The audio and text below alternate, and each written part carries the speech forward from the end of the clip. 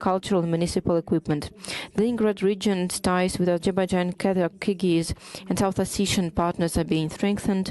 Dialogue with the BRICS countries, primarily China and India, is intensifying.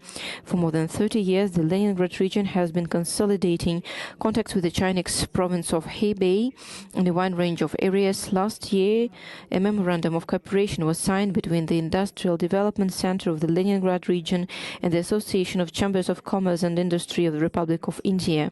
On the sidelines of the second Russia-Africa summit, it is planned to conclude a cooperation agreement between the Leningrad region and the Eastern Cape province of the Republic of South Africa, as well as the establishment of the brotherly ties between the cities of Vibak and Makanda.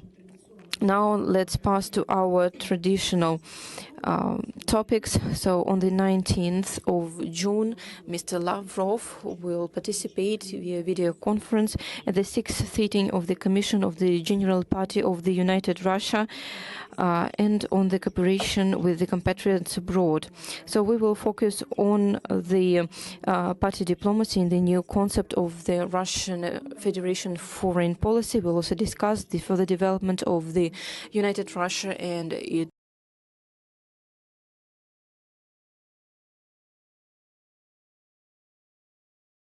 of the anti-neo-colonial policy. And on the 20th of June, the Minister of Foreign Affairs of the Russian Federation will participate at the sitting of the Council of the Ministers of the Foreign Affairs on the CSTO.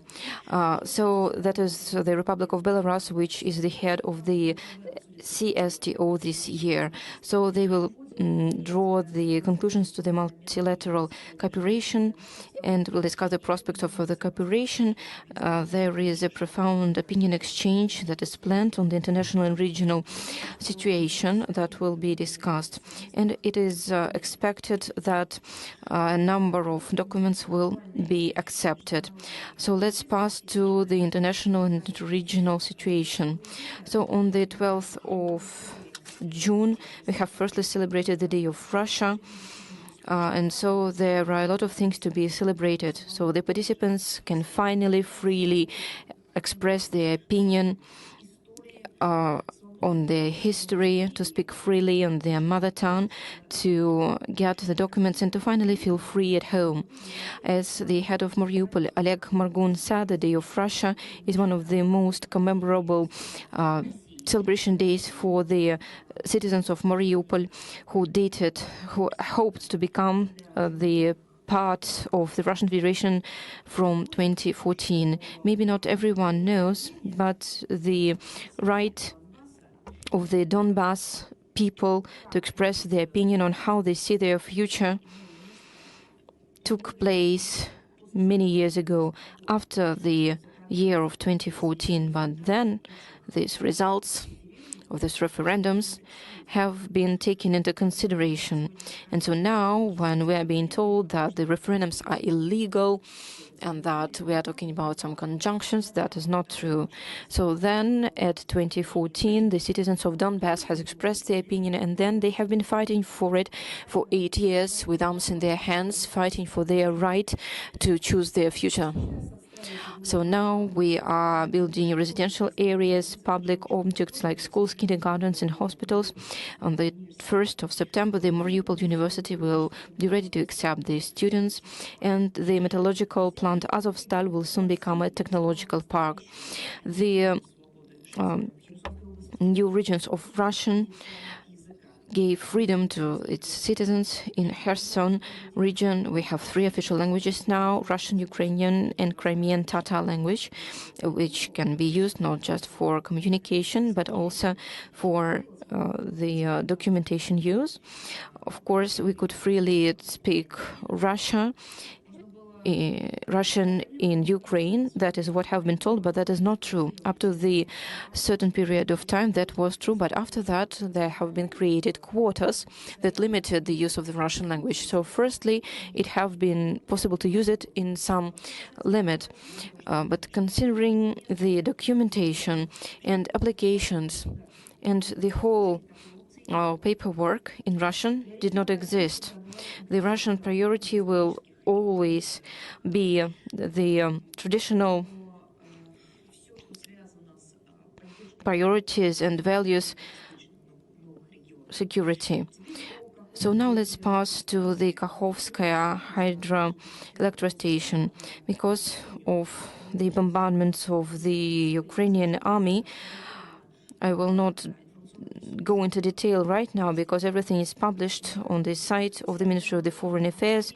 The whole chronology of the bombardments of this hydroelectric station is being published. We have done it. We have published all the information for those who have said that the Ukrainian terrorists and battalions and the armies never touched the Kakhovka hydroelectric station. So that is why we published the chronology, the calendar of these bombardments.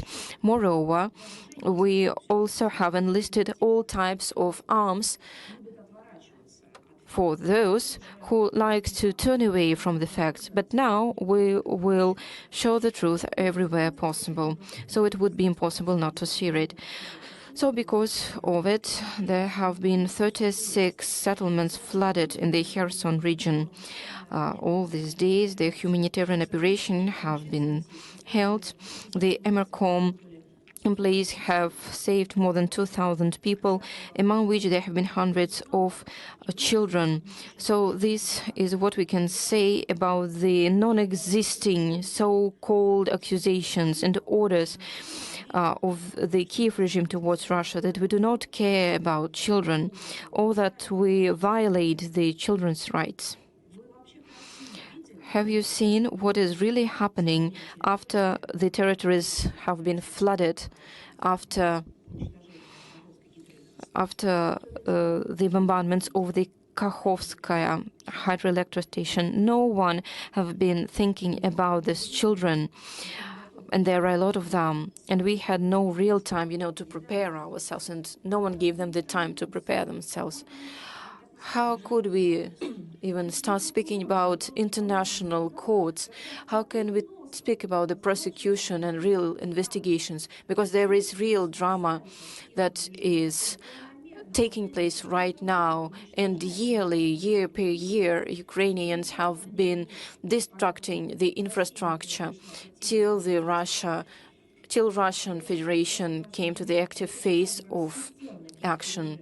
So we can see that the Kiev have been systematically bombarding this hydroelectric station. So that is why we have planned the calendar with their step-by-step actions. So year by year, they have been destructing the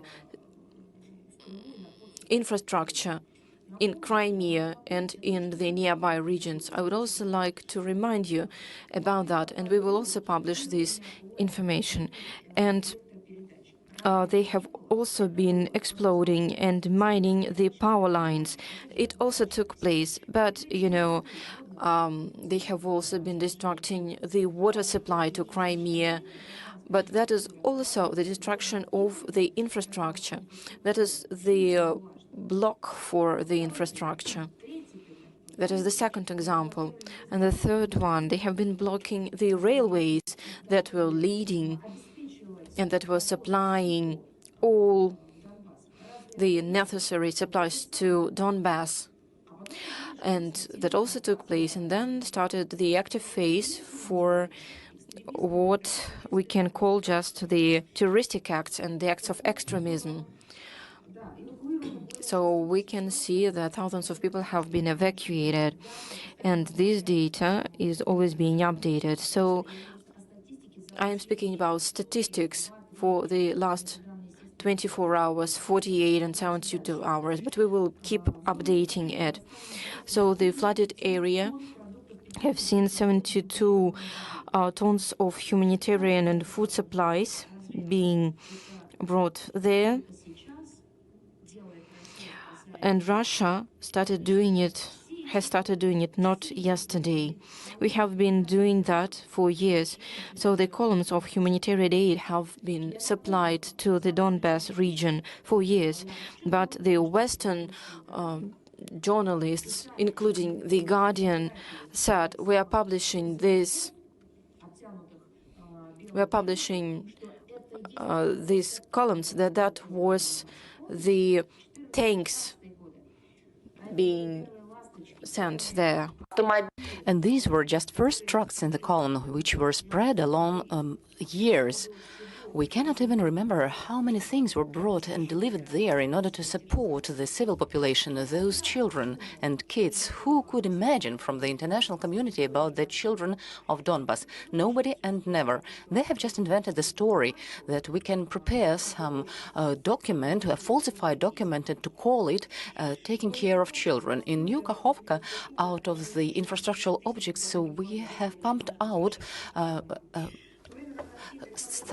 hundreds cubic meters of water, and they implement a lot of efforts in order to save the dwellers and provide all the necessary things. And the Kiev authorities still continue bombing, and they have bombed the evacuation point at Kherson region. A woman was killed, and there was shooting and bombing by British missile Storm Shadow, and there was not an attack by chance. It's not an accident. This was targeted elimination of people. And there was shots on the children's resort base in Kherson region, and the responsibility of this is on Kiev regime and those who sponsor it at the West. During the unsuccessful counter-attack in the Ukrainian armed forces, thousands of combatants are being killed, and Kiev never considers these losses, where you understand perfectly well that the task is different, the goal is different. The regime needs to elaborate and to use the financial help from the West before the NATO summit in Vilnius in 12th and 11th of June. And this very counter-attack, this is part of the global information and political campaign which is being directed from the West. And the these very Western directors are accelerating Zelensky. And on 12th of June, President of France, Macron, stated, this is direct quotation, "We have increased the supplies of arms, of armament personnel carriers and infantry fighting vehicles, and we increased the logistic supports according to the schedule." This is direct quotation from Macron. "We will continue doing this in the nearest weeks," and this is the end of quotation. And this person is trying to say something about the peace, about some plans to regulate it properly. Well, either the right hand doesn't know what the left hand is doing, or this is lie, lie, and lie again. I believe that the whole world is understanding that this is the second part, lie. Also, the USA stipulated the situation, and Blinken stated that Washington is going to continue provide maximum support to the Ukraine so that they would be successful during the combat. This is absolutely nonsense, and this is a wilderness from the point of view of mentally normal person. But they have a different goal. Their goal is, as it has been stated by Senator George Bush Jr., to kill as many Russians as possible. And they never count the citizens of Ukraine citizens, because this is just disposables for them. These are not citizens, not people for them. They do not consider them to be humans. Blinken promised to provide additional support in political and military assistance, and supply of weapons and also inspiring combatants seems to lead to the world, to the peace, according to their logic. And according to Blinken, the negotiations can result in thousands of Ukrainian warriors being killed trying to kill Russian, and this is called peace, justice, and truth. But there is no nightmare myths that can represent the same. I think that no director of any thriller could imagine what they have created, these political directors in the White House. Also, the Kiev regime continues neglecting any opportunities for negotiations. I would like to remind you, those who asked about our reaction to peaceful initiatives, all the opportunities for negotiations are being blocked by Kiev regime by themselves at the legislative level. I don't think that there is a precedent in the world when some regime, some authorities would prohibit to themselves to have negotiations with somebody else. But that happens in Ukraine, and the Council of the office of President of the Ukraine, Podolyak, stated that in order to, direct quotation, in order to start negotiations, there are no Indonesian or South African basement. As he states, the negotiations would be unreasonable and dangerous for Ukraine and for Europe. Can you see the logic here? Can you hear any logic here? Well, basically, we have got used to this. And if they call men women and women men, and they call children gender neutral, well, I believe that this logic is also justified there, and it can exist in the world where there are some constants confirmed by the historical facts. This logic is absolutely wild. This is anti-logic. 11th of June, in All Saints' Day in Kiev Pechora Church, which was taken away from Orthodox believers and given to so-called Orthodox Church of the Ukraine, there was a service to commemorate Mazepa. I understand that these are religious church affairs, but to call the Ukrainian Orthodox Church the way it is, like Raskolniki, I cannot call them. And here, important historical context is, and I would like to remind you of this. Who is Mazepa? In order for the Kiev Pechora Church to commemorate it, it was the symbol of treason. A Russian Orthodox Church condemned it for breaking the spell on the gospel and stating to the Sweden King Charles XII, he was condemned for having allowed the Sweden to the Russian lands, who destroyed churches and sacred things. Can you imagine the world we live in? And now they are going to arrange a museum dedicated to him. These are the claimed goals: to open a museum at the territory of Kiev Pechora Church. For current Ukrainian nationalists, neonazist, Mazepa, being Bandera and fascist, he's a hero. And, well, just try to think how much time it will require. What is remaining? I do not even know how to tell this. It's not as something is remaining, but what's happening? What is done to the Orthodox religion, being called in a different way the territory of Ukraine, being called a nonconformist or separatist church or some schismatic church, they will create an idea to canonize Mazepa. You just count the time.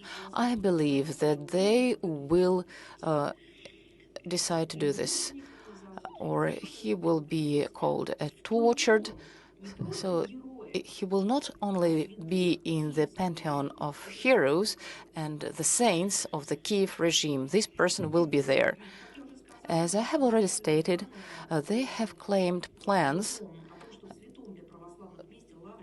that in this church there will be Museum of Mazepa, and they find the most neglected personages in order to make them saints and to glorify them, the way it was predicted by our ancestors. Be scared of the times when the ideas will be substituted, and this epoch is here. So to the pedestal where the people of history, they were true heroes, to the altars which were where the saints were prayed for, they bring all the traitors. I would like to remind you some of the responses why Pushkin is being hated by the current Kiev regime, because he wrote a poem, Poltava, and it was written about Mazepa. Let's remind these lines to each other. that they do not know anything about something saint. They do not remember the mercy. They do not love anything. And he is ready to spill the blood in the same way as water, and there is no motherland for him. This was what Pushkin said to Mazepa then. And aren't these lines suitable to Zelensky? Aren't these lines suitable to anyone who is ruling at the territory of Ukraine now? Consider this bandit government. These lines can be attributed to any of them. They have no motherland. These are the people who associate themselves only with one thing, with money. They have no motherland, no traditions, no history, no heroes. They do not even have ancestors. Those who not only gave birth to them, but who actually educated them. They betrayed their granddads and fathers, those who were fighting during the Second World War and Great Patriotic War, or who were victims of nazists. The punishment of believers and Orthodox believers is part of Ukraine policy. Now, an Orthodox priest is being at court by the article discrimination upon a religious item. Do you know what his fault is? All the fault of the priest is that he stated in his preach that it is necessary to preserve the Julian calendar and celebrate Christmas on 7th of January. That was a criminal case. Protecting Orthodox canons and protecting the traditions is a crime from the point of view of Kiev regime. They do not even trust their own priests. What do you think? How they're going to check them? It could be funny if it wouldn't have been so sad. They will be double-checked by security service of the Ukraine, and it's not a joke. It's not a joke. The priests of Orthodox Church of the Ukraine will be examined by the security service of the Ukraine. They will have to go to interview and to go to polygraph and to fill in a poll. Can you imagine this? And looks like this is a regular practice for a state which pretends to comply with the human right and supremacy of law in European Union. By the way, what is about the compliance of rights of the believers in the European Parliament? Have you ever heard about this? Well, can you imagine what's going on? We have also noticed that the USA published information regarding Ukrainian neonazism.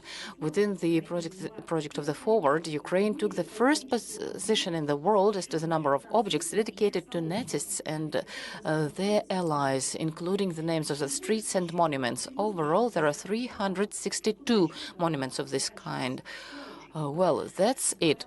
And many Western politicians still state that there is no fascism in the Ukraine. If there is no fascism, what can be done with the heroization of fascists and their allies? I recommend to look at the map of Ukraine with these objects being indicated. Most of them, vast majority, is located in the west of the Ukraine. And also, I would like to get back to the accident at Kakhovka hydropower plant.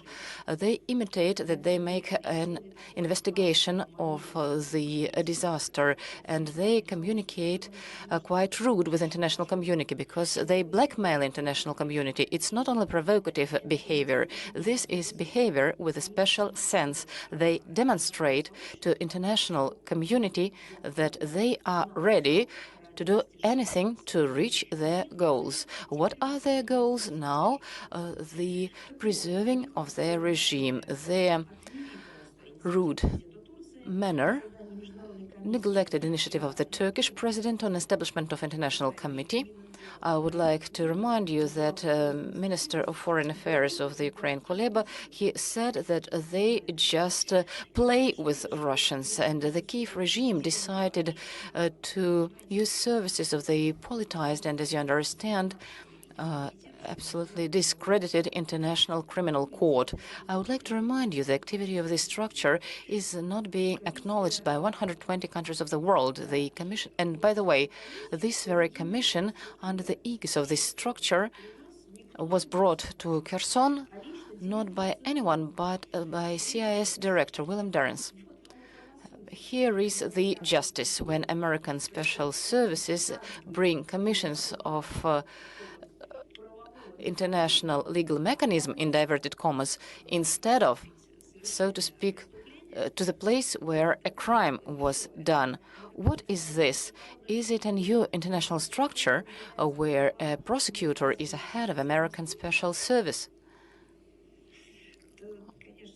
Well, we of course understand the goal to hide the tracks of the crime, and well, then the Russian officials will be blamed, and naturally there will be pseudo orders for arresting them. This scenario is quite clear, and for the whole time it was quite well prepared. This is a cheap theatrical performance, but it is really expensive for those who were victims of this terroristic attack.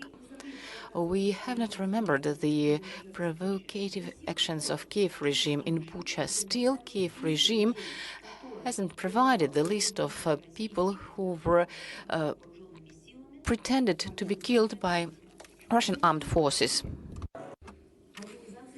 So this is the organizations which are international and the United Nations never reacted to. Is that something unethical to give the list of people they have been showing? These are they who have been showing them on the TV, but saying that pronouncing their names out loud is something prohibited. Is that as a new curve of the human rights, explanation? No, that is something that has been technologically worked on by the Germans. That is also the Mariupol affair, the Kramatorsk, the Irpin, and other locations. The creation of the fakes about Russia is well known, considering the practice of the Anglo-Saxon and European civilizations. That's something we can learn from them, because that's highest level of the informational terrorism and of the fakes that had never been achieved before in world history. We have a lot to learn from them. Let's remember the Skripal affair, the Litvinenko, the Navalny cases. No real investigations on all these provocations being held. Do you remember that that patient have been met and brought to Germany with honors for further rehabilitation? Do you remember that? Merkel visited him, so there was so much attention and public attention. They also accused everyone. They called the so-called guilty. But what's with the investigations, with the materials that they could have shown and could have passed to our law reinforcements who have been responsible for that? How many demands did we send from the Russian side? So didn't they do anything at least? Nothing. So all this traditional story that was necessary to try to influence our inner political situation. So we are still investigating the Vladimir Tatarsky, Daria Dukina, the Prilepin terroristic acts, the Crimean Bridge case. What has been done by the international society considering this tract? Where are the speeches by the responsible people from the international organizations? They are not interested in that. I would also like to draw your attention to the Zaporozhye atomic nuclear energy station. So we receive a lot of questions on what's happening there.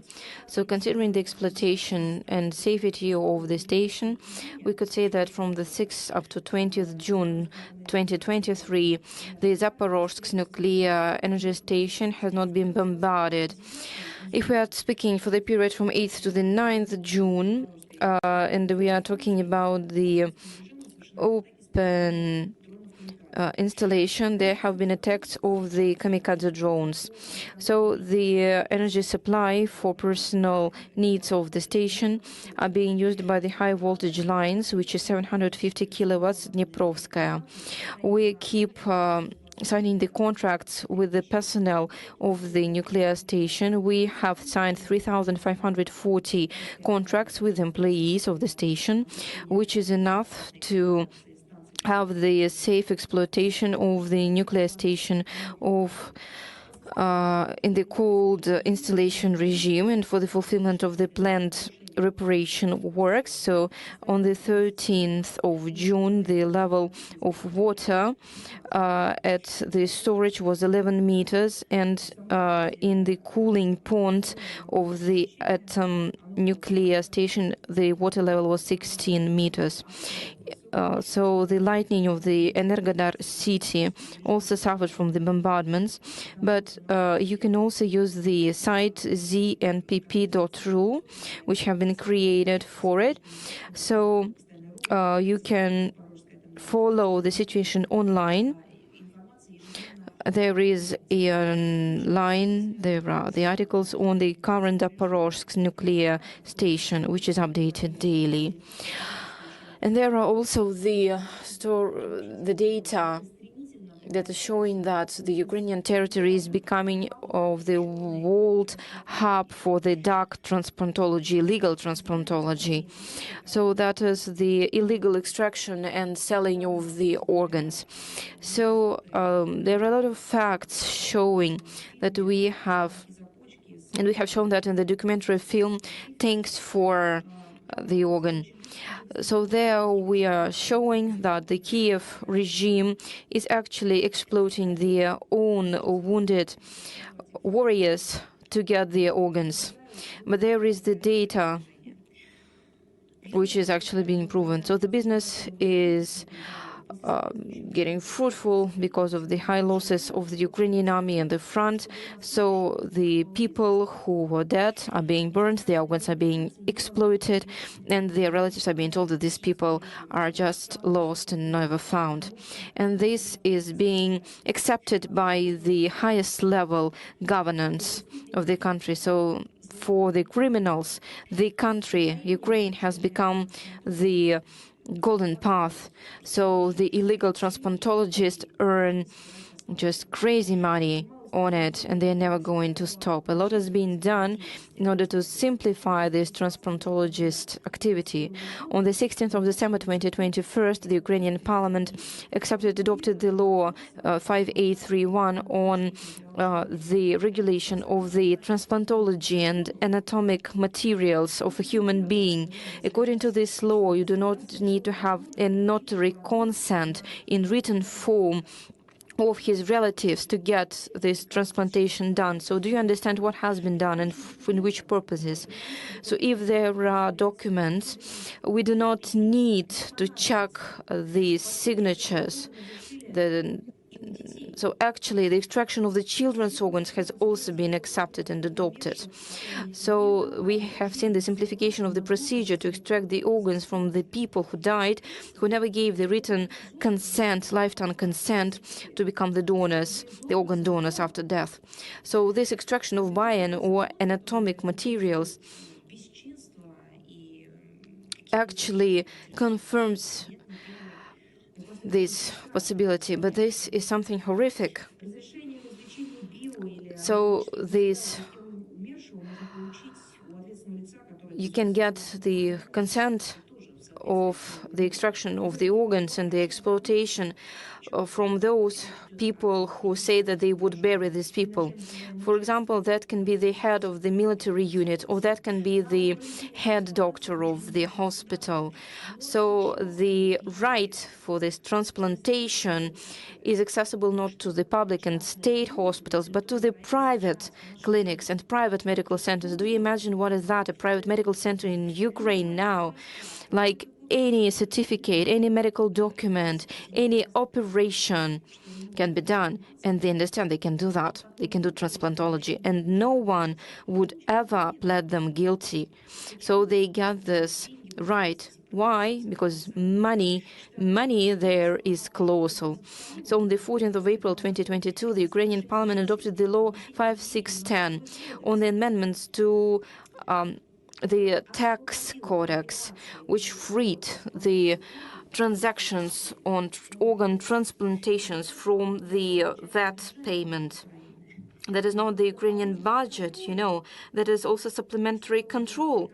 So all tax officers understand, and all people who do the management and administration understand really well what's happening, because that is a lack of real control of what's happening.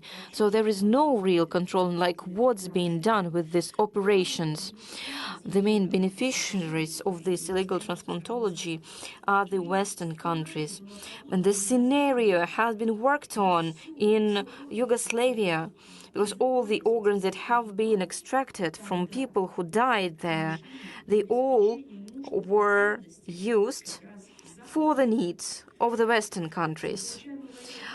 The military aid is being paid by anything. So Ukraine pays even with the organs of its own citizens. One day the Ukraine will understand what the Western so-called friends wanted her to use for. How did they want to use her, to use the country? But better late than never. So the country has been sent to the butchery, but then, you have already signed the written consent that you agree to do on everything. But, international organizations actually do not react.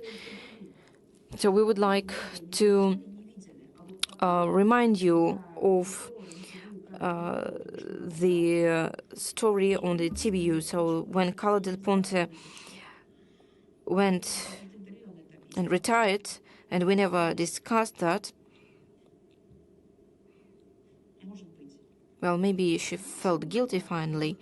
She wrote the memoirs where she told about this horrific part, and she said that no one ever was punished for those horrific, unhuman crimes. And now let's discuss the comment on the Secretary General of the League of Arab States, Ahmed Abulgate.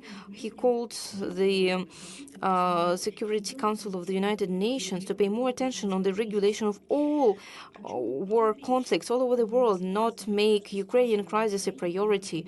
We all understand that Ukraine is a hybrid war. It's not just a regional story. That is the attempt of the Western countries to get the pseudo-dictator position. So what Ukraine does and what the UN does, that is quite evident as far as it influences the whole world. Just take a look what we have been discussing today, that is the energy sovereignty, that is these are the territories being flooded. That is not just one region, that is not one country or two countries, that is the whole European continent, which then shows the depleted Uranian warheads being sent and being used. So the UN should pay attention to it. But what is being spoken about on the other continents, that we are not speaking about real choice, real search for the solution. No. So now what we see is that we are just showing that no one from the Western countries is trying to find the solution, the way out of the situation, or, just to find a point for communication. They're just using the Security Council to do the propaganda, to promote their political agenda without any real solution being found. And the UN is not just the advertising agency where you can switch on your microphone and start pontificating with your own idea. That is the organization for the world safety, for the world security. And what is being done? The solutions are being searched for and found. When had been the last time when the Western countries tried to find the solution, to find these meeting points around the Ukrainian situation. Nothing has been done. They have been blocking all our ideas, all our initiatives. So we wanted to discuss the Nord Stream. And with the UN Secretary General, they have blocked it, and they keep on promoting their theses about this. So now other continents having questions. So once you are so ungiftedly addressing this to Western people, using the opportunities and possibilities of Security Council, maybe you should do something real, which where it is possible to find something in common. In the agenda with the Security Council, there are a lot of crisis situations all over the world, from Africa to Latin America up to Middle Eastern and Asian Pacific regions. Millions of people living in conditions of many years of combatants, and many years of combat actions, and they have lack of food and other humanitarian consequences. Refugees and forcefully migrated people. No, Western people just occupied a Security Council tribune and a General Assembly to use this for the tools of United Nations organizations only for the purpose of propaganda, without any opportunity to search for any real instrument, way to reconcile the situation, to arrange peace. Not only for current months in Security Council of UN, they have planned discussing situation in Afghanistan, Syria, Libya, Yemen, Sudan, South Sudan, Democratic Republic of Congo, Mali, Somalia, and CAR. And this is the list which is not covering a whole range of country and thematic issues which require also considerable looking through by the Security Council. Of course, the world doesn't want to see double standards. And all these topics are in the shadow due to the fact that every day Western people spark Ukrainian theme, not to search the ways to arrange peace, but only for the purposes to again make people talk about the Ukraine the way they need. And also, it's counterproductive to shift the agenda of Security Council to the General Assembly. This practice is being used only for the purposes of deceiving the right of veto. I can provide an example. The launch of 11th special session of General Assembly are aimed at condemning special military operation of Russia, and that takes a lot of resources which could have been directed to solution of global problems of modern times. What kind of condemning? Is it going to bring something? Can it change anything? Can it alter? Can it improve the situation of people in these regions? No.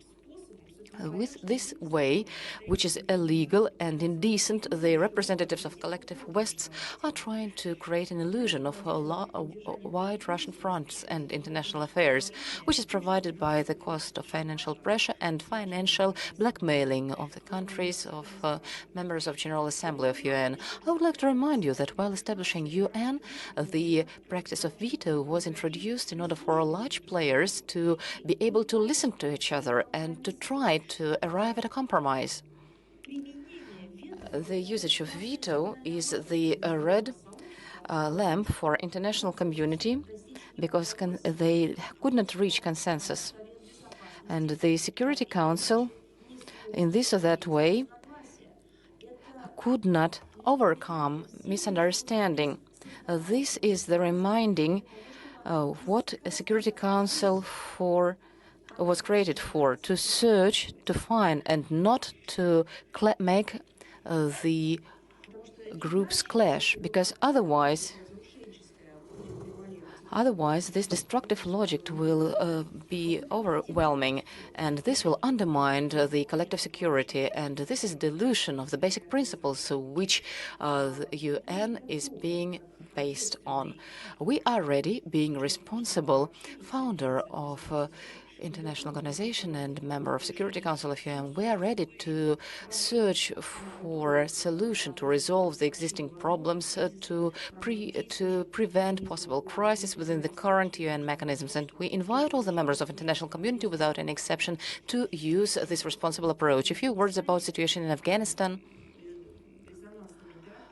The terroristic attacks were claimed by terroristic groups of ISIS Last week at the north of Afghanistan with the border province Pakistan, the victims of ISIS were local acting as governor, and at 2 days they have acknowledged attacks of terrorists, and several dozens of Afghanistani people were wounded. This is another proof of the fact that situation with security in Afghanistan is characterized as very tensed. ISIS is arranging undermining activity against current authorities of the country, and they also target at undermining stability in neighboring Central Asian countries. And here ISIS is being supported by external forces. ISIS representatives confirm financing of the terrorist groups by foreign special services and also presence of terrorists from abroad. And a specific example, it was mentioned by one of the former commanders of ISIS who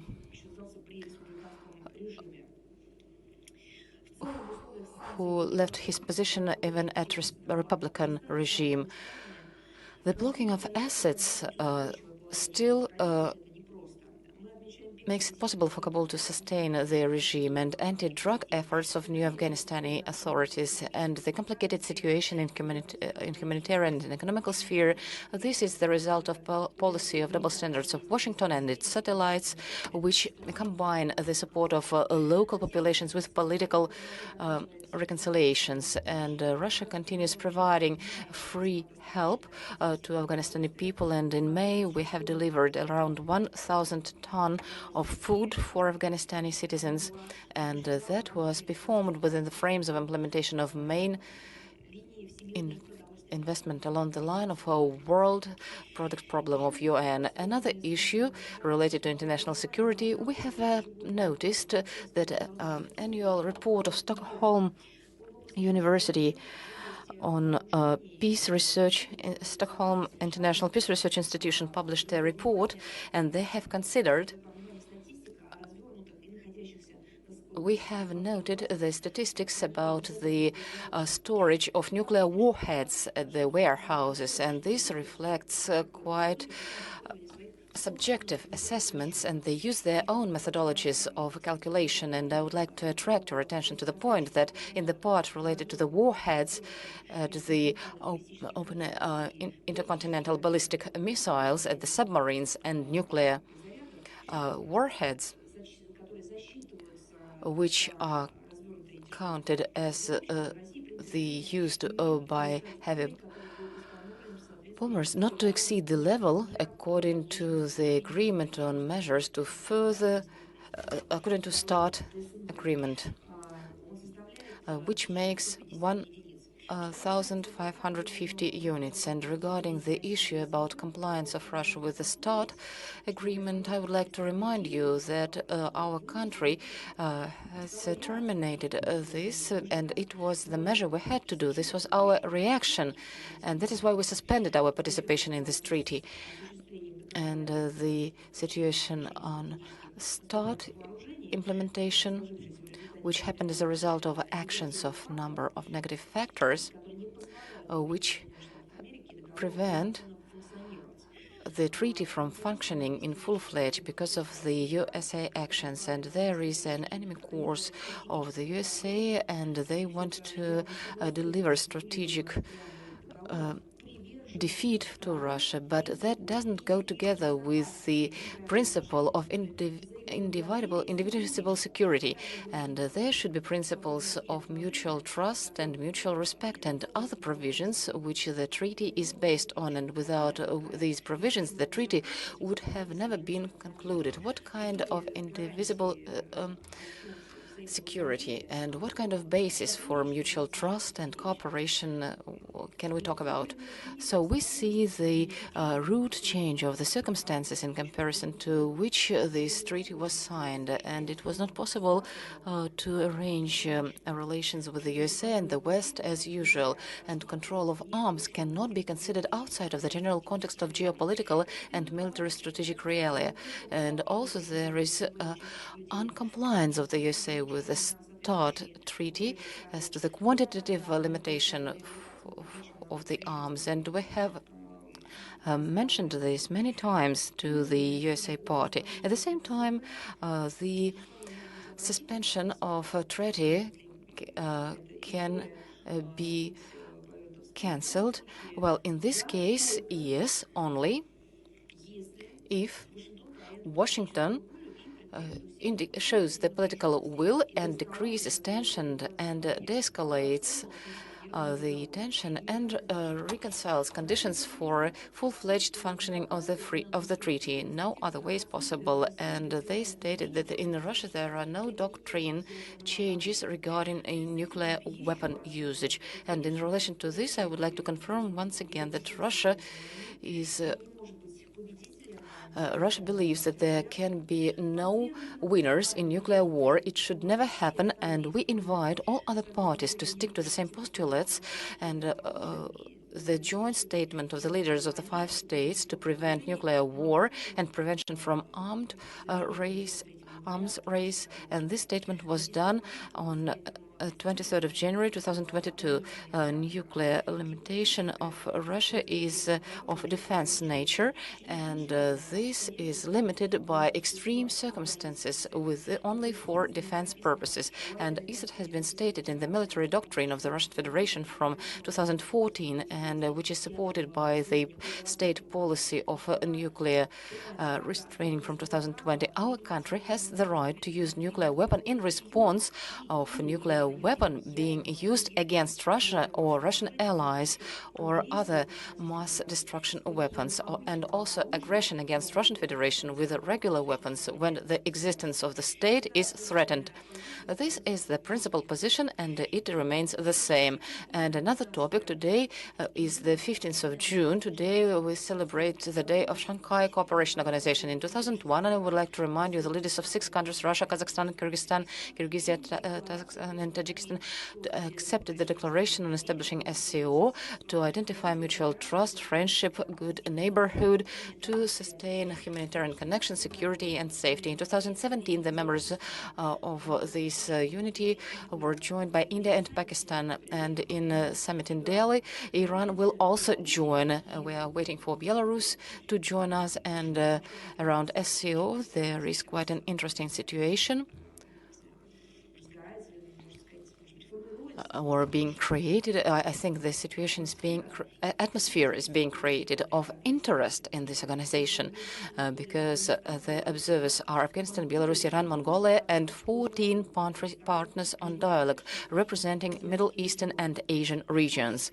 SCO, being supported by multi-year experience of international cooperation, participates in arrangement of a new democratic, fair, and rational political and economical international order, and they accent at diversification, at cooperation by the interested parties, specialized institutions of UN system, and constructive international institutions. Of course, is SCO, CSTO, and so on. And we plan to improve communication to provide for reliable and predictable international regional circumstances, situation, sustainable economical development at a vast SCO area. I would like to mention a very important initiative. From 20th of June, there will be patriotic, cultural, educative action, the commemoration train, which is to memorize one of the most tragical date of the history of Soviet Union, the day of commemorance, the day of beginning of the Great Patriotic War. And Matvienko and head of Republic of National Council Assembly of Belarus, Kachanova, they have initiated this with the support of Russian railways. Then more than 100 Russian and Belarusian school children were traveling with the train, with a specialized train in 14 cities of Russia and Belarus, and the status of the Commonwealth state was attributed to this action now, and this is also a part of Russia being head in Eurasian Economic Union. They supported the expansion of this project up to CIS area, and it will be joined by guys from Armenia, Kazakhstan, Kyrgyzia, Kyrgyzstan, and more than 200 people. They will visit Brest, Grodno, St. Petersburg, including the festival Crimson Sails, Ufao, to visit the 10th Forum of Regions, Russia and Belarus, and also Samara, Volgograd, Gomel, Mogilov, Minsk, the Day of Independence of Belarus, and of course Park Patriot in Moscow region, naturally Moscow. The children who study in secondary school will be able to commemorate the heroic deeds of the heroes of Great Patriotic War. And also an announcement on 19th June till 1st of July in Moscow and St. Petersburg, there will be 17th international contest named after Pyotr Tchaikovsky. 742 applications were made to participate from 41 countries of the world. And that is to the issue about our cultural cancellation, and they never managed to cancel our culture. Piano, cello, violin, woodwind and brass wind instruments are in the contest. This is the part of national culture. It is arranged once in 4 years, and within the years of its existence, now it is celebrating 65 years, and it is one of the most large-scale and authoritative musical competitions in the world. And I am ready to answer your questions. As far as I understand, today we are in hybrid format. We are going to have online connection. Am I right? Are we going to have questions online? So what would we start with? Let's start with you. But I know that we will have the international life with us. So please, yes, just 1 second. I will pass the microphone so that everyone would hear us. So the Phoenix, China, Moscow agency. We know that after sanctions of the trade between Russia and China, which is the rating, considering the trade. So if we are talking about these U-turns, should be finalized, because if we take a look at our geography, it's quite obvious that we can't, do the U-turns. We have never done that. We are using the possibilities opening to us. We're using the potential existing. So if we see that there are no options available, then there is no sense in growing our effort, because the other side is not responding. So if we see, our partners being rude, then we will not knock at the closed door. Of course, we will draw our attention to the orientations available. So that is better. These words will suit better for the description of the current situation. So considering what is happening lately, so this intensification, could I please draw some numbers? So with China, the last 13 years, we have seen the largest turnover with China. How can we be speaking about the U-turn or the focus change if the last 13 years have shown that our turnover with China has been the largest? So we have, of course, supported it, this growth within the Asian Pacific region. So we have a very good relationship with Beijing, with our Eastern partners. But why? As far as the principles that we use to have, to create the relationships are the same. So that is the respect for sovereignty, the non-interference into the politics of the other countries. So we are not pushing any logics. And this created a very fruitful basis for further development of this economic potential. So let's go back to numbers. So Russia has raised from the 11th to the 10th place. So now we're the 10th largest Chinese trade partners. And lately, this bilateral turnover has been enlarging for 30% and has seen a new record for $85 billion. So that is the real note, the real answer to the Western countries. ideas that we are connected with the East, with the Western Europe. Yes, we might be connected. That is about culture, that is about civilization, but this potential, has not been used by them. And so this potential is being used by other countries. Maybe we do not have such deep connections, such deep interference. Did not exist. We had a long history, we had long contacts, but such a deep level of interference as we had with the Western civilization have not existed before. But where has been this Western Europe these years? They have been launching new sanctions against us. So I would like to ask a question for those who say that our only path is the Western one. Why? Why should we go there? Now it's not efficient. It's even dangerous. It's deathly dangerous. As far as we have been proposing a lot, we have been proposing the mutual respect basis, the mutual respect initiatives. They have all been neglecting. Why? Why would we lose precious time? We would use the possibilities that are available, and they give formidable results. So the current dynamics shows that our turnover has have grown for 30%, and that gives us some certainty that the number of $200 billion would be achieved. So if we are talking about this trade being conducted, we do it in our national currencies, and the interest keeps growing. So during the March summit, the heads of Russia and China have agreed on the practical cooperation promotion and the enlargement of the scale of the international trade, and to provide it with the logistics infrastructure to ameliorate the financial and production cooperation, the energy cooperation, the technological innovation, agricultural supply cooperation.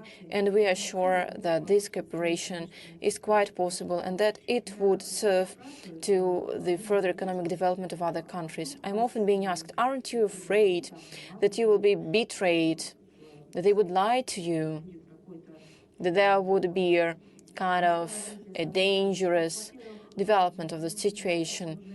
Do not be scared, do not be afraid, just be sure that you will be safe. Make yourself safe. Should you be betrayed by the Eastern partners? Well, we have already been betrayed by the Western ones. So why asking that? Our Eastern partners might betray us, but the Westerns have already done that. Why push us to our past? Maybe the interest of the new partners will be proven, that new relationships will be normal, because we have seen the vice versa situation. So considering the Crimean situation, they have not been silent. They have been shouting out about the butchery, about the massacre that had been held by the Ukraine in the Crimea region. That is kind of a perverted betrayal. That's not just a betrayal, but that is a perverted one. So that's kind of a betrayal that is working against them now, because these countries of the European Union are being betrayed by the United States of America, their so-called partner. You see what is being done with the European business. They're being reoriented to the US, and so they might say goodbye to their own political regime. They do not have stable energy supply. They do not have it anymore. So the European economies are working for war. So they are in horrific danger. So all these businesses are leaving. They are leaving to the US. So the Western countries that have been betraying us for 8 years already are now being betrayed by their closest ally, the US. So, betraying is not acceptable. So the large-scale cooperation of such large countries as China and Russia would also stabilize the world economy. When some countries deal with the protectionist policies, they are using the sanctions to get the unilateral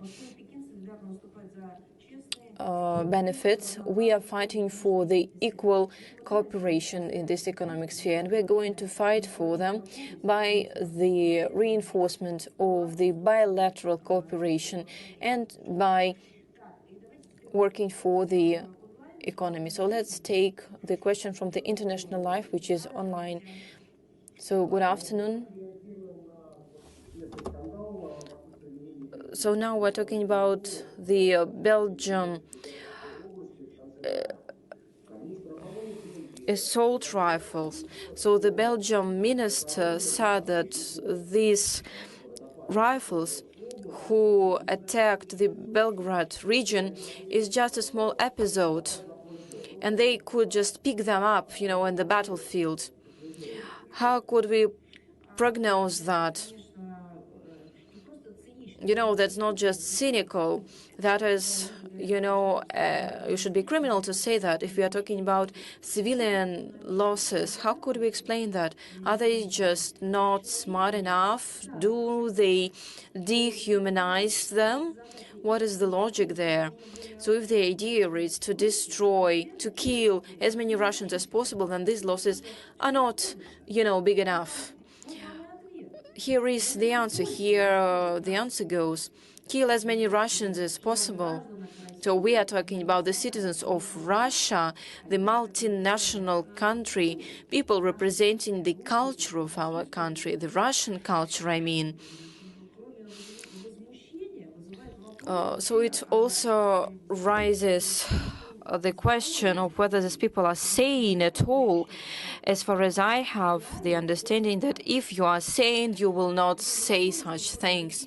So considering this terroristic act to the Belgorod region, 1 man was killed and 8 people were wounded. The infrastructure has been destroyed. And the minister of Belgium said that there have been minimal losses, insignificant losses, and we are talking about people killed. And these are the official representatives who proclaimed once again the idea of killing as many Russians as possible. So it's complicated to say, like, she would pronounce such things if her compatriots would have been killed. Could she say that about about African people being killed? But that's what they already say. So there have been a Romanian contact who compared an African with an ape, and he did it during the official event. So, the example is not a very good one. But could she have said that about French, about the Israeli? Could you imagine the conflict? So if we are talking about the so-promoted thesis on the assault rifles that could have been picked at the battlefield, come on, that's not something real. As far as if we are talking about the interpretation by the Belgian government and the authorities, that is just an impossible way trying to prove themselves and the Ukrainian regime right. So the Belgium has always sent to the Ukrainian regime thousands, tens of thousands of assault rifles and the missiles, the armored vehicles, the rifles of various types. So considering the Belgian statistics, they sent 274 million of euros to support the Ukrainian war parties. And so these supplies of arms and weapons are the violation of the NATO and their satellites of the international obligations on the OSCE agreements. And that is the document which defines the export of war technologies and equipment and pieces of equipment. So if we are talking about the non-proliferation of the weapons and of the armaments, if it is known that the genocide, the violation of the Geneva Convention and the attack on the civilian infrastructure would be conducted. So if we are talking about the gazoduct, the pipelines, we have seen that the world had been shaken and shocked after the video on this inhuman act of the Ukrainian military units, of the violations against the Russian soldiers. So you do not want to see, they do not want to see that, but I would like to warn that soon they will not be able to ignore this even in the center of Europe, because these,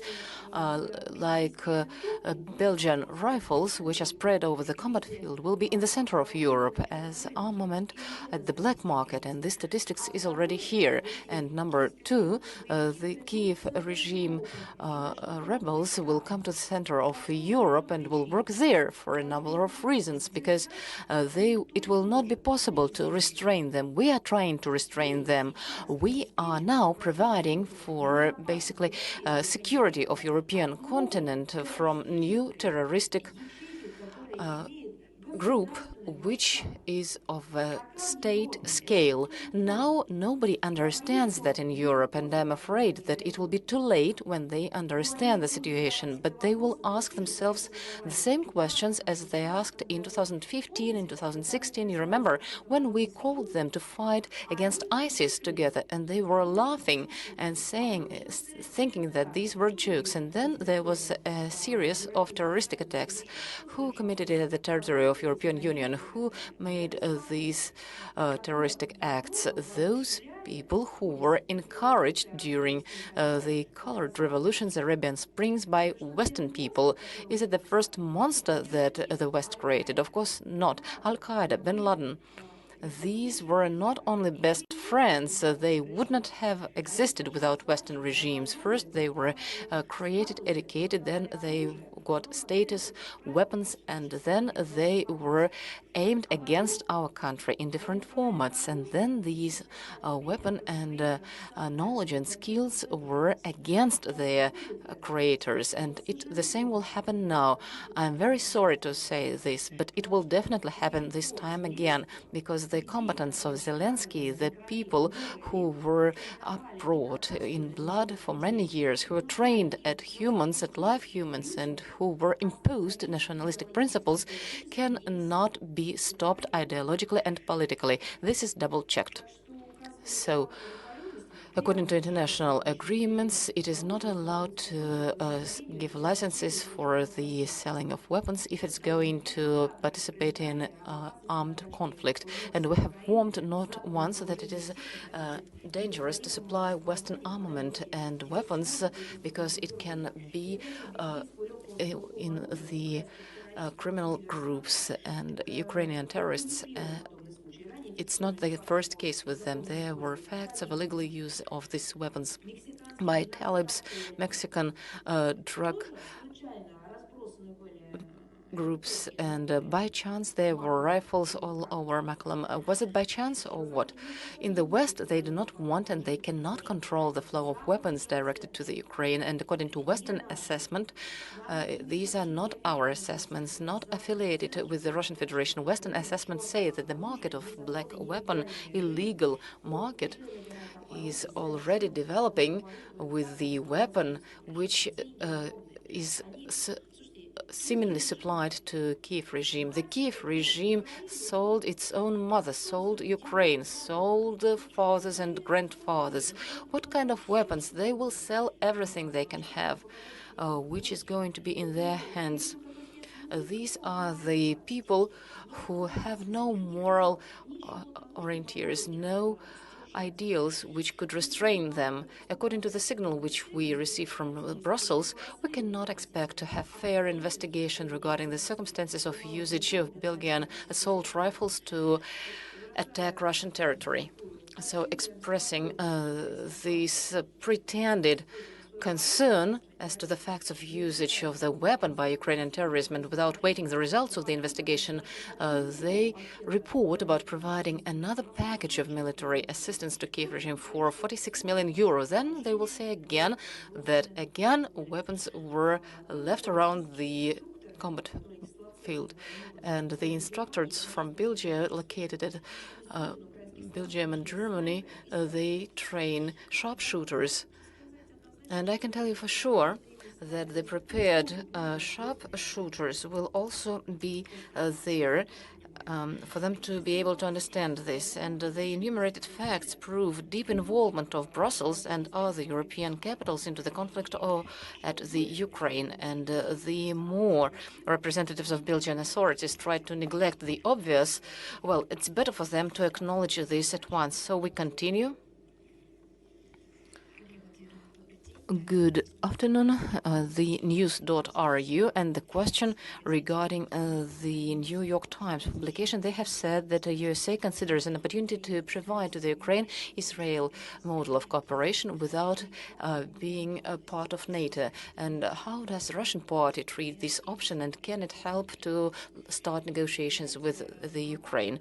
You know, in my opinion, it's a kind of humiliating comparison for Israel, because the wildest thing the ideologists of the White House could invent, they have invented many wild things. But in my opinion, to compare Kiev regime and Israel, well, you know, they had to have kind of perverted brain to invent this. Number one. Number two, a Kiev regime, in its essence, is evolutioning or degrading from neo-nazist or nationalist into true terroristic international group. Terroristic because they make terroristic attacks against civil infrastructure. International because they are overwhelmed without any identification, friend or foe, by foreign combatants from the whole world, and they recruited them through their embassies, through their so-called diplomats, and so on and so forth. This is number two. So how to make business with a criminal terroristic regime of some international structure? Well, it's a big question mark. They will be kind of precedent. Normally, NATO supported them informally through affiliated structures, terroristic groups, and now they're going to involve them. So this is a new word of North Atlantic Alliance. Well, basically, I would like to remind you that NATO is an aggressive military unit representing threats to security of our country. And basically, from this angle, we assess cooperation with this structure in other countries, and participation in the alliance and cooperation with this does not increase the level of national security of the countries included into NATO, do not contribute to the security in regional, international scale. NATO hasn't proven to be a peacemaker in any region of the world because they do not have experience like this. And regarding the Kiev regime, I have already mentioned this. And regarding the state of Ukraine, what is remaining after experiments of West, well, the best guarantee of security is a return of the country to the neutrality and confirming of the status of non-nuclear state, providing for a comprehensive and sustainable regulation and compliance of Ukrainian crisis, provision of human rights of the citizens, first of all, Russian-speaking citizens, and also attributing their official status to the Russian language. I always emphasize that it's strange to call Russian-speaking population a national minority, considering the scale and the quantity of people. But there is such a practice. The Kiev regime should stop combatant actions, and Western countries should stop supplying weapons to the Ukrainian armed forces. This is a realistic approach to the situation, and not joining NATO or using some Israeli model of cooperation with the alliance, which could help to bring the situation back to the peaceful time. So you can ask as many questions as you want. And question number two, well, ex-president of the USA, Donald Trump, was blamed for 38 points, and altogether he can be sentenced up to 400 years in prison. And mass media say that it's not the matter of justice, but this is the result of political race. And how can Moscow comment this? Because actually this is violation of international law and human rights. It's not surprising. This is the democracy, which is actually a liberal autocracy. And these wild stories are the embodiment of liberalism dictating the order. And what about this 400 years? They consider him immortal. That is why they are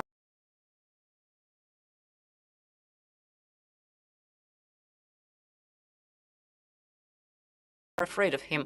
That is the only thing I can tell you. But the crisis, once it reached the modification of people, manipulation with genders and gender identity and so on and so forth, well, that means that it proves the end of development of this very ideology of liberalism. And here we have strange, scary stories. The story with Assange, the story with the prosecution of those who called themselves disagree with the results of elections of 2016 in the USA and who were trying to somehow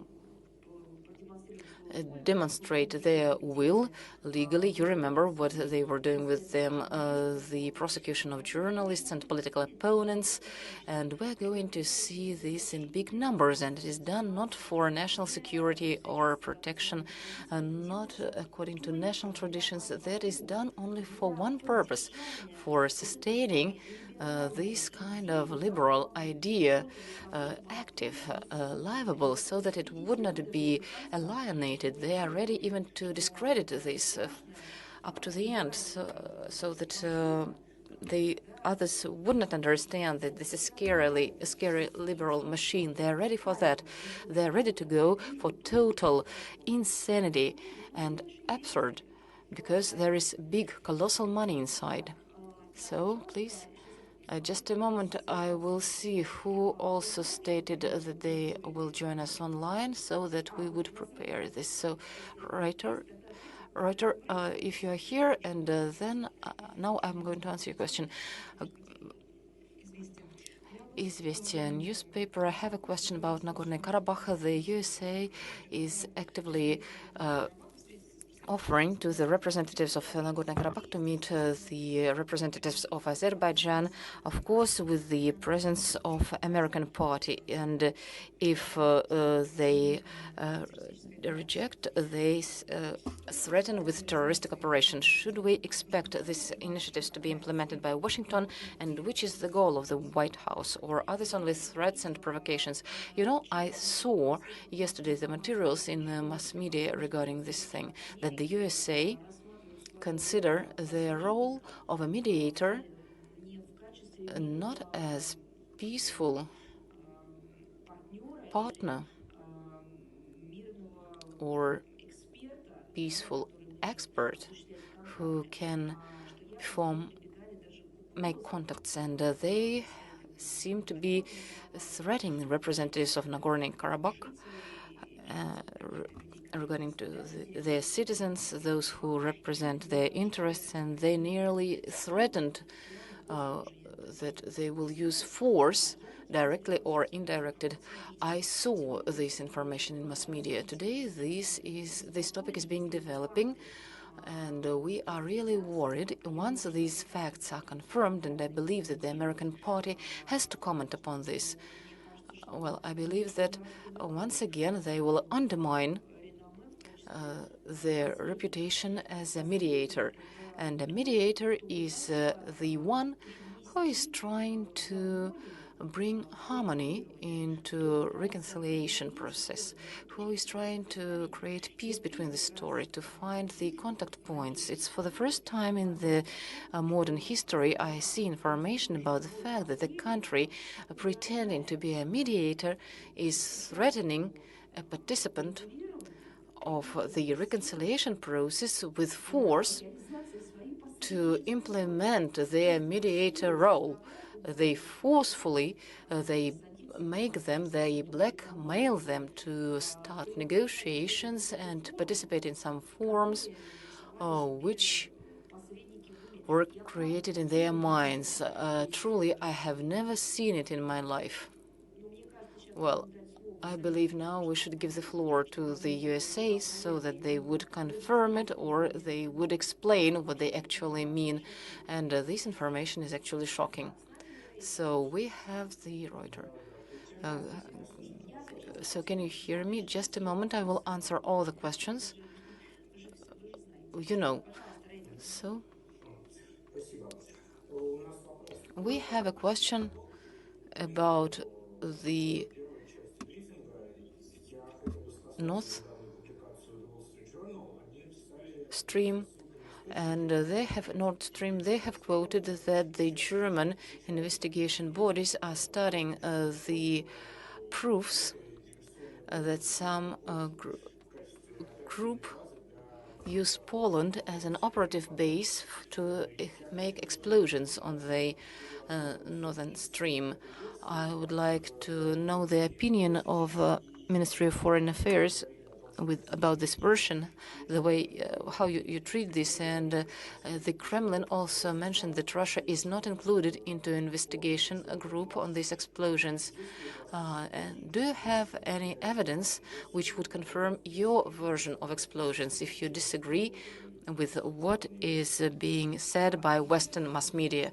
Number one, I have a feeling that still we have to take official data for consideration. I am grateful to all the journalists of Russia and international journalists who finally started thinking about what happened at the Nord Stream. I would like to attract your attention that at the very beginning there was information about terroristic attacks, and everyone calmed down. Well, if it's not there, then no. And now we get back to this topic, which is quite logical. In the center of European continent, there was a terroristic attack which destroyed civil infrastructure, providing for energy security and energy sovereignty of the European continent. We are not going to mention ecological situation here. So I'm grateful to everyone who pays attention to this topic. As far as we had an impression that the US and the Great Britain just want to show that this topic does not exist. Just compare the history of the British tablets and American journals about the Novichok, the Salisbury, Amesbury, or whatever it is. They were just hysterical. Or the story of the Russian private military companies which are being affiliated with the Russian government. That interests them a lot. But the Salisbury story, there were people who suffered, but no one died.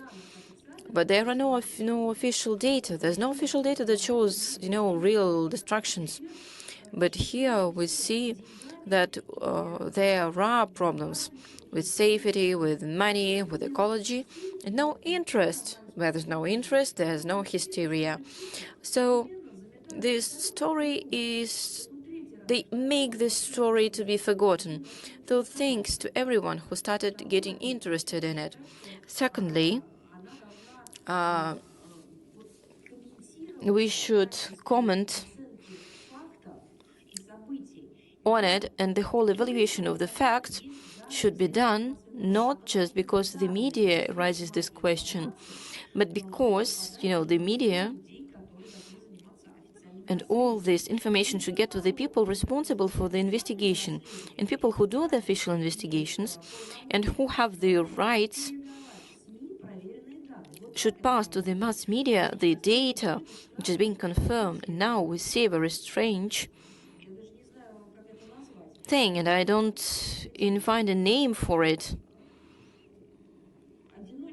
That is what we can call a loner game, the journalists' loner game, who cannot get the comments from the representatives of the Western countries, who are proclaiming to do the investigation. So the Swedish line, 0 comments. Germany, 0 comments. The US, 0 official comments. We're passing all the information needed, and we're speaking about our point of view, which shows that, firstly, the US have been against this project politically, economically, and then they proclaim that they will destroy this project. And then we started saying that since then, within this motive, the investigation should be started, and we should hear the official position being proclaimed. So if we are talking about the direct or indirect situation at the Pole territory, we might say that there are people who are doing the investigation under the lead of the Western countries. So we're waiting for the official information. Otherwise, if we do not get this official information, we should see that these are the mass media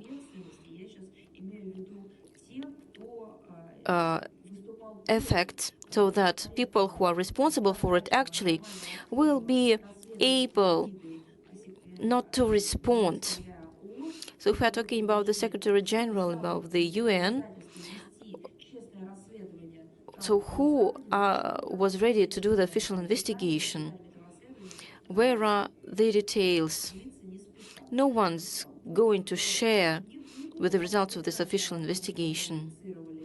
So we also initiated the Security Council sitting on the 21st of February within this particular topic. We're not going to remind that in March, during the voting, the Western 3 countries, US, France, and Germany, declined the idea of the official investigation. We are going to repeat this idea in the Security Council. So I'm going to give a direct answer to your question. We are hoping and we are really waiting for people responsible for the investigation, those who said that they guarantee that this investigation will be held, that these people would comment on that to the mass media, and that they would inform the international community of what's being found and what are the conclusions that are being driven from this investigation. If there would be a strong desire to proclaim that they will not say anything till the investigation has been over, we will try to remind that even the judgments with no courts, with no sittings, with no hearings, have been drawn up, even without the investigation being finalized. That's what I said to Litvinenko today. That's what I said, that many people died in Great Britain, our compatriots, and investigations should have been conducted, but they have never been finalized, really. So that's why we should address these questions to those who are responsible for those investigations. As far as you know, we have also launched these investigations. We are conducting them. And you have correctly noticed that we are quite limited as far as it all happened at the jurisdiction of the countries who do not let us interfere into the investigation. I have just one precision on this question. You are saying that you are going to draw the UN Security Council to this question, to this discussion. Could you please precise in what terms are we talking? So that was Vasily Nebenza who said that. You can just take a look at what he said. I may find it myself, but I think you will easily do that. Thank you. Thank you so much. Yeah, next question, please. So good afternoon. Business Code Agency. I have the following question, which is connected, to the previous one. So taking into consideration the importance of Russia's presence at the southern Caucasus region. And considering the multi-vector practices existing at the Armenian and Azerbaijan conflict,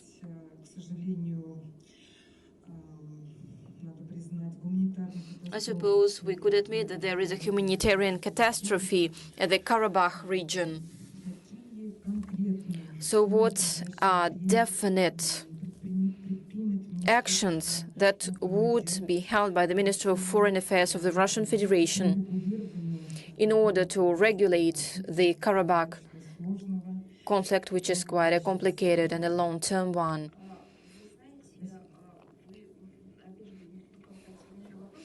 I suppose that the wording of your question actually presumes that we do not participate in it at all.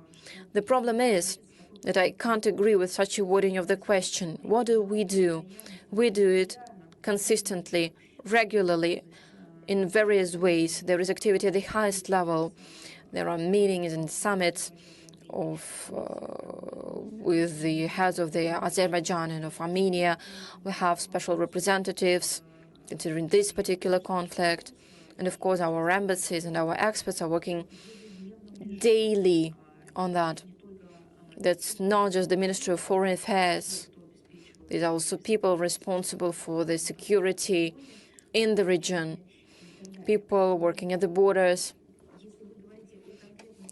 So if we are talking about precise dates of the meetings, I suppose that we would share with the information when we have it. Because these meetings are usually the finalizing ones or the meetings that would launch a certain procedure or a certain action. But we do not have any pauses, for holidays or for vacations. No, we keep working on a daily basis. But there are a lot of those third parties who would like to moderate, this process. And there are wonderful ideas, like, that the U.S. are going to use some activities to interfere. Of course, if you're talking about the regulation, it just makes it more complicated. It's just a step back, because since 2020, the initiatives taken by our country, by this country, as a real mediator, as a real friend to both countries, to Armenia, to Azerbaijan, who want to regulate it, I suppose it provoked fear. And now this conflict has really become possible to be resolved. And our forces being deployed there, our diplomatic resources and the economic bloc under the lead of Vice President Averchuk keep working in order to regulate it. It actually provokes those who do not wish peace and prosperity to this region. Actually, as we all know, there are a lot of many large players, significant players in this region. And we would like to understand, how would Russia be able to overcome all these obstacles from the so-called mediators?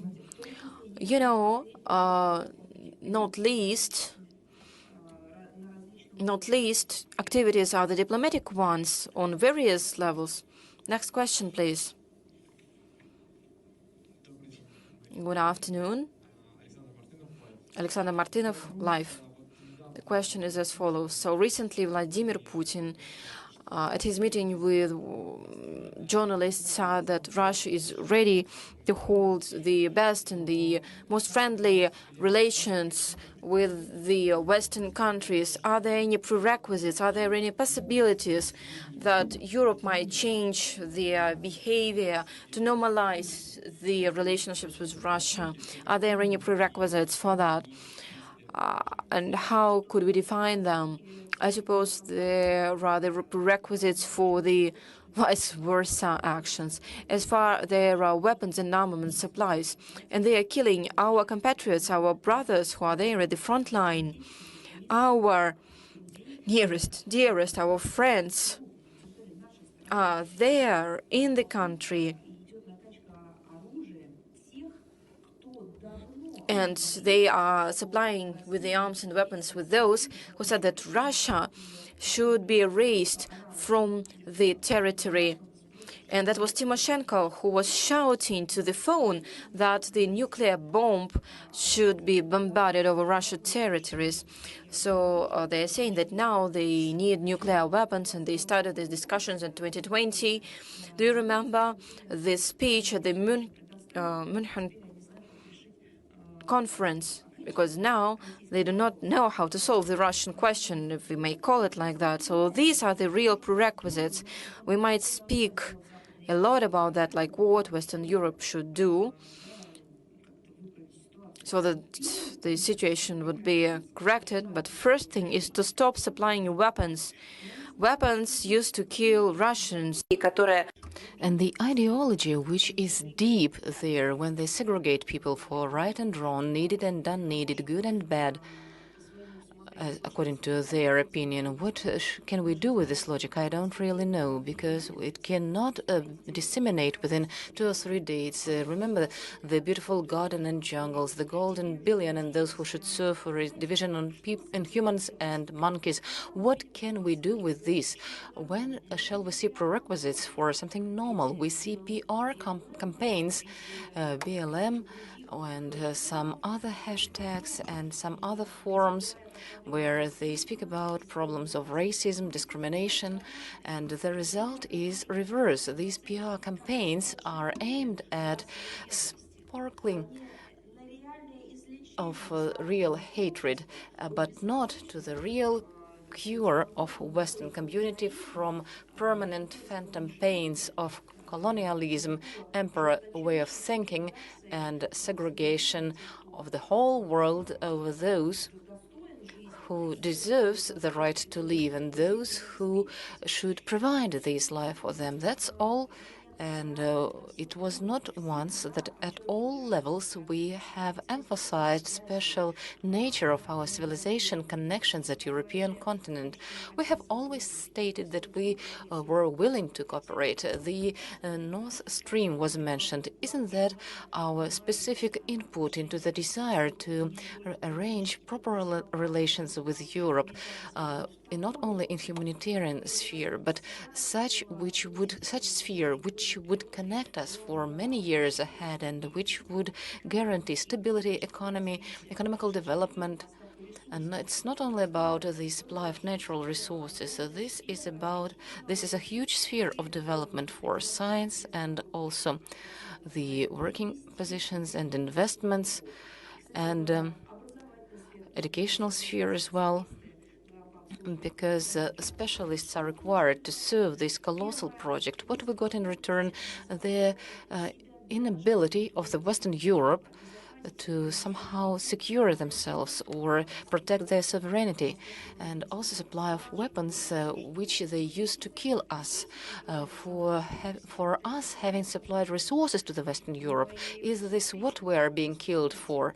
And just try to remember how many scandals happened at West. Megyn Kelly, I don't know, many other hosts and highly educated people who were attributed the words which they have never said, and their sense was not there about racism and so on and so forth. These people were pushed away from the information field. Senator Graham said that as many Russians as possible should be killed, and before that there was George Bush Jr.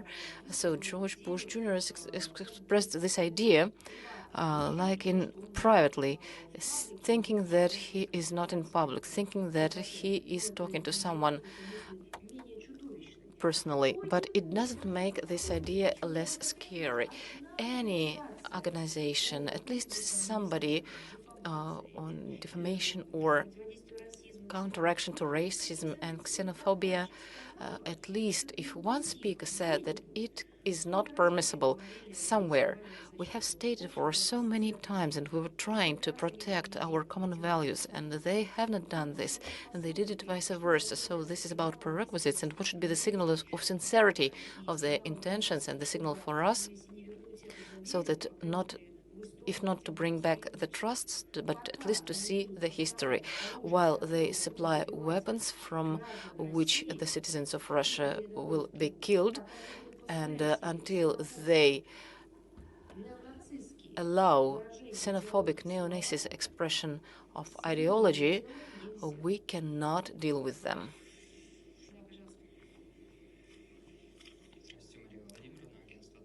TASS agency, Popov Artyom.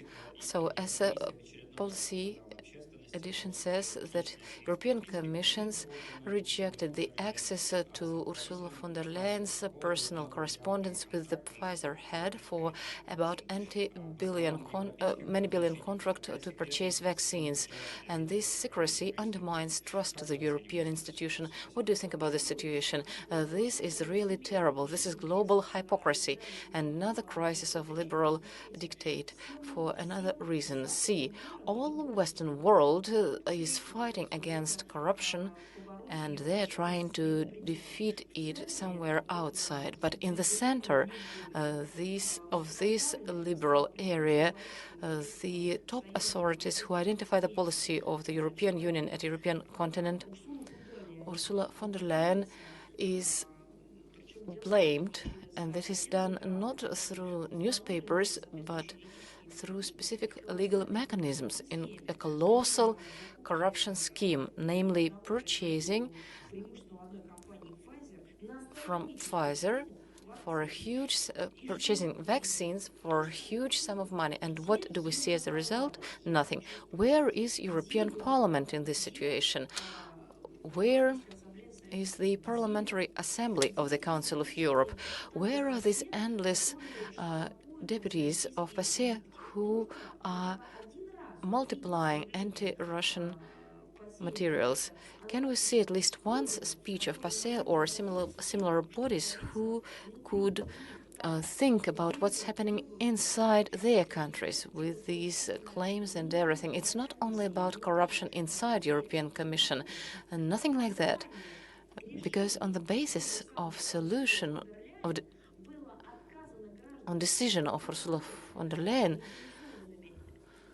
those citizens who didn't use the legal vaccines, they could not visit their relatives, they could not continue their business, they could not have urgent trips to the territory of this country, which is a much more scary story. This is a story about the people who took decision on limit our rights and freedoms and who were motivated by high ideals, actually were dealing with this terrible many billion stories. I don't even know the specific sum of these. First, I read 9 billion, then 10, then 80 billion. I even no longer understand the astronomy of these figures because it's not possible to understand this, to perceive this. I would like to say more. In conditions of emergency situation in healthcare, head of European Commission, you remember the case.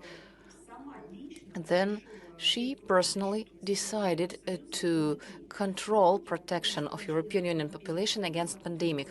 And there was a huge, crazy number of vaccine purchased, which was much more than the population of European Union, and mainly that was from Pfizer supplier. And you cannot even imagine, they never shared these figures publicly, and that is to the privacy of democracy. Actually, everyone should provide everything, and you don't have to share your own data at the same time. There were no contests, there was no witnesses, and these decisions were made on the basis of correspondence. And according to a number of European lawyers, that was cleared up. I would like to remind you that the actions of von der Leyen created questions from the accounting chamber of European Union and were of interest to prosecution office, and they addressed to Supreme Court of France, and even there was a criminal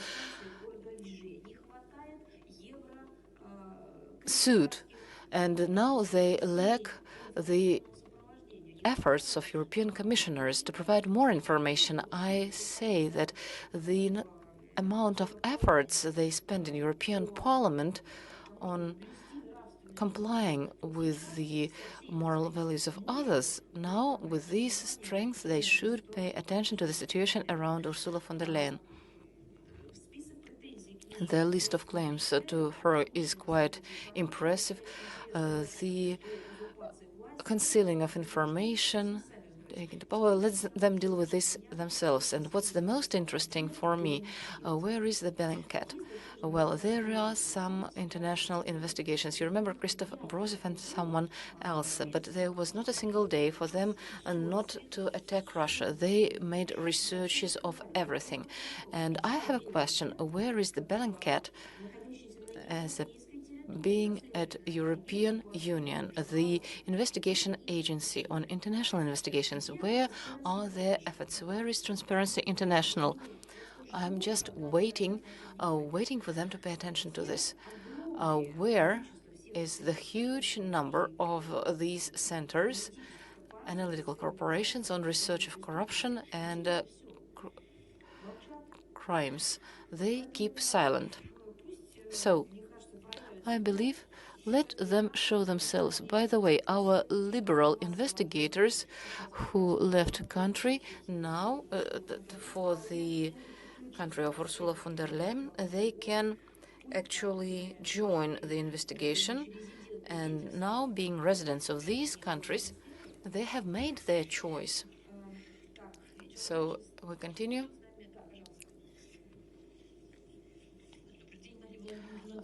Good afternoon, Nadezhda Popova. So as to the explosion at Kakhovka power plant, responding to the question of international life, Lavrov told Guterres to look through the Charter of UN more often, not to forget his authorities and liabilities. Could you please explain what was meant by the minister? Mr. Guterres stated, well, sharing the assessment of who is to blame, he said that regardless of who is responsible for the explosion at Kakhovka power plant, the incident would have never happened if it were not for the Russian actions in wider scale. This was the thesis provided by the Western things, and they said that Russia is to blame because Russia began all that. Well, in response to this thesis, the minister expressed his opinion, explaining that if we use the categories of subjective mood, there should be investigation, and those who are to blame should be found. And if we look at the past, which motivated for these actions, the very situation at western borders of Russia would not have been in this condition if Western countries would not have supported the revolution in Ukraine, and as a result of which there was the new regime which oppressed Russian population at the territory of Ukraine, and usage or sharing their territory and everything of what is the property and what should be the properties of the people of Ukraine to Western countries, so that to arrange what was mentioned by the president. And we have one more question. So, and if possible, we should also connect someone. A question like this, not directly related to the international agenda. I would like to know more about you personally. You are always commenting with humor and with sharp notes all the events which are happening. Well, most likely you have some negative reactions from people towards you. People get offended. Does it happen that you are also being offended with this? And what was it? Could you please share? I think that those who keep on being offended, that is their business. And, well, actually, I do my work, and there is my functional responsibilities, my personal resources, and I always emphasize when I express my personal point of view, thank God in our country it is possible. We are one of the few countries where personal point of view still exists, but I always divide it. I always segregate it. Thanks to my country for this opportunity, and I perform my functional responsibilities and also have my own civilian position. And the events which we witness are such sharp that the reaction towards them should be sharp as well. And also I believe that it's better for the reaction to be sharp than stupid. And is anyone else online with us? Anna Dalu wanted to get connected. No? Well, so we are here. So your colleague from France, Anne-Claire Dujand, accused Russia of creating the mirror sites of a governmental institution of France and four largest newspapers for the purpose of undermining democracy. Could you please comment? I will be happy to comment had I understood what she is talking about and what kind of a mirror thing she's talking about. As to the specific data, Embassy of France in Moscow is operating, and I encourage the French ambassador or the person who is responsible for these problematic things to direct materials to us so that we know what this all is about. Before, I have never heard any claims from Embassy of France. Maybe I do not know something, but I will be happy to see some mirror website, number one. Number two, talking about undermining of democracy.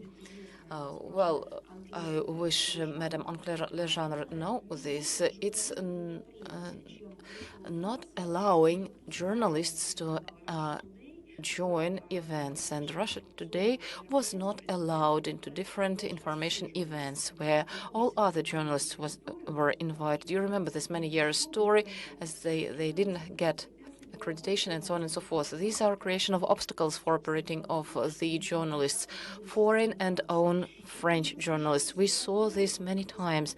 This is the not protecting the freedom of word, and we saw the situation with Julian Assange, and they just didn't see the problem, and they were not fighting for this person.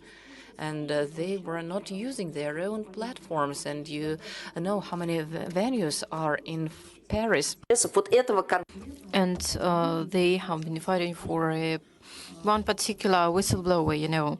So there are so many examples of it.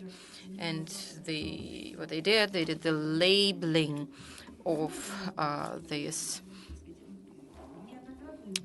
media. So there have been a lot of fakes that have been fixed by Paris. So these have been fakes against the Russian policy and politics and the African continent. So if the Embassy of France would provide us with the data discussed in Paris, we would gladly study them and do our own evaluation. Could I please possibly ask you one more question? Sure.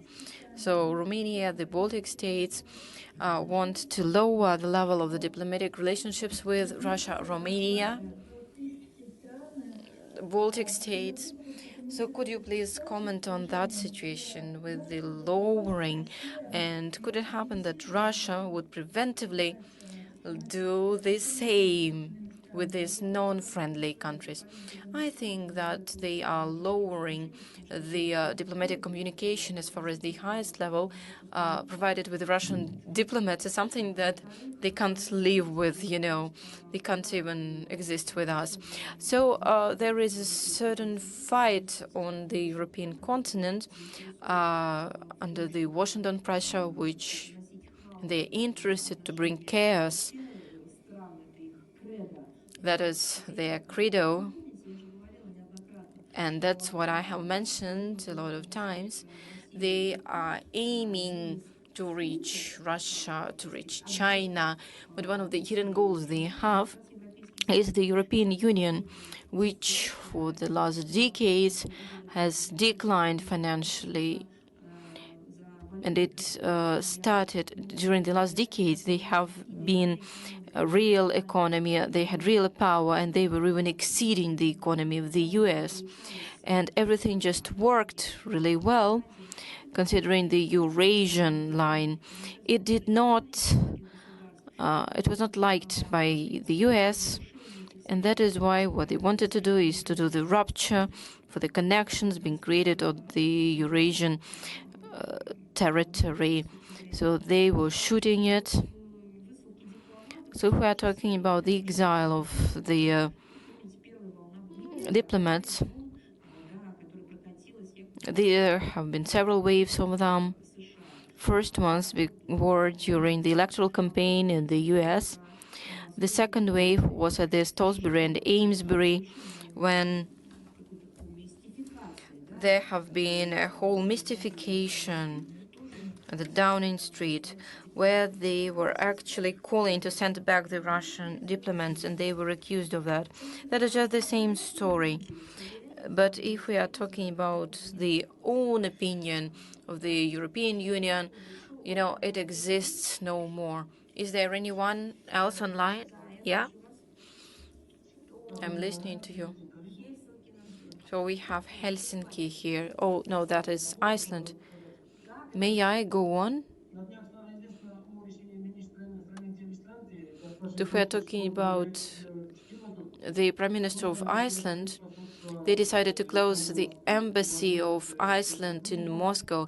They are firing all the diplomats, and they are terminating the contract of the loan of the embassy's building in Moscow. What could be the consequences of such a radical step? You know, considering all these actions, what we do, we give the same response. We cannot do the same as far as the situations are quite different. What we see that is a non-friendly step.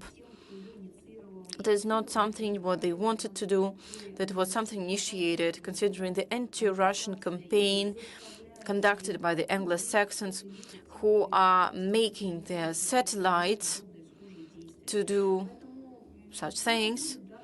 So we will respond. Why, how, which one? We don't know yet. That would be the one that would be the most prosperous for our country. So is there anyone else online?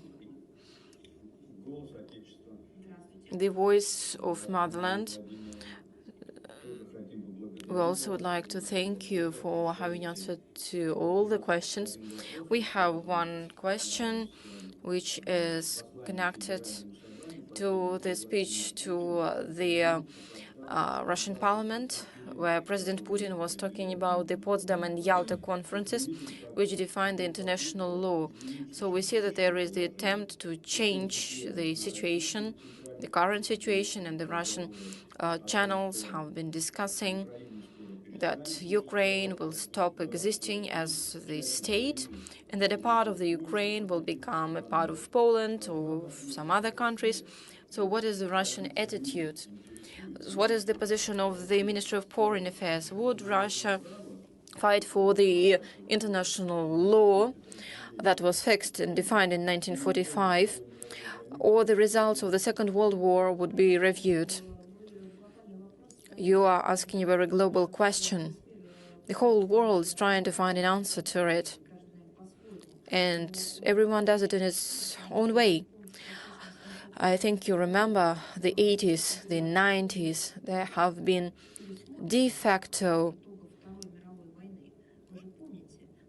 results being overviewed. So we have seen the revolutions, the Balkan Wars. Isn't it something that we might call the violation of the international law after the Second World War? Take a look at the second block. So that is the demolition of the monuments, the perversion of all the understanding. Isn't that the review of the results, when the criminals are being called heroes, when our war was proclaimed to be an aggressor? You see, there are so many manuals, books, student books that have been published and are being published. That is the second example of what the corrosion of the results of the Second World War can be called.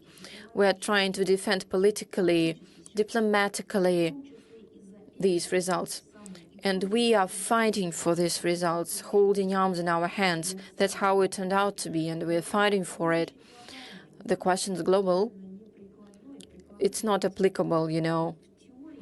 But if we are talking in theory, that is the construction of future of the planet, would it be built on the principles of amnesia, the perversion of the history, or would it be something based on the international law, which comprised the results of the Second World War, and which are the basis of the UN Charter? That's what we fight for.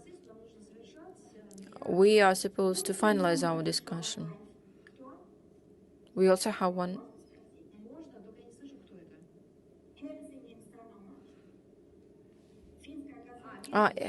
So that is from Finland. Yeah, we hear you. Thank you so much and good afternoon. I have 3 questions considering one topic. So first, how would Russia